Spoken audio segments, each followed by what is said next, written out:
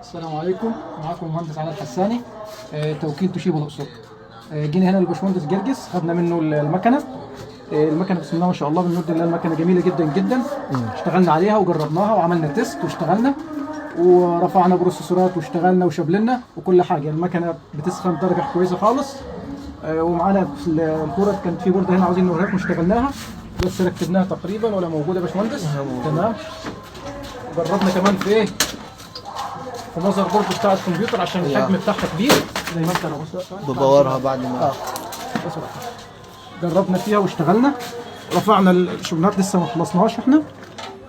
رفعنا الشبلونه اهو وركبناها وبسم الله ما شاء الله، يعني رفعتها بدون اي ضرر لاي حاجه من القطع اللي حواليها. كل المكونات اللي جنبها يعني ما فيش اي مشاكل فيها.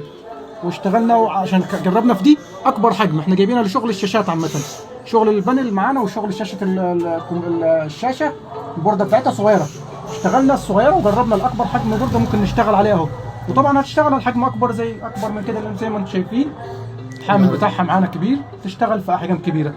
وعاوزين نقول للباشمهندس جرجس تسلم ايدك بصراحه، وربنا يكرم وان شاء الله نشوف ابديت جديد لها تاني وابديت تاني وثالث ورابع ان شاء الله كله خير. يعني تستاهل المشوار من الاقصر للمنيا؟ تستاهل مشوار من الاقصر بصراحه. احنا كنا جايين بصراحه يعني بنقدم رجل ونرجع رجل زي ما بيقولوا، بس لما جينا كده بسم الله ما شاء الله تستاهل مشوار كبير جدا. والثمن بتاعها مناسب جدا جدا جدا فوق ما تتخيلوا. يعني السعر بتاعها يعتبر ولا حاجه بما يعني لما تقارن بينها وبين سعر المكن الثاني، سعر اي يعني ما يتذكرش، سعر لا يذكر يعني. طيب استعمالها يا هندسه، حكايه ان البروفايل يدوي والكلام ده كله، حضرتك شايف انه الموضوع صعب ولا سهل؟ لا الموضوع سهل جدا. انا في الاول كنت شايفه صعب، يعني في البدايه بصراحه كنت شايفه صعب. قلت طب بدل ما نتعب والتعب ده كله كده هنشتغل يدوي وهنعمل. اتضح ان الشغل بسيط جدا وسهل جدا.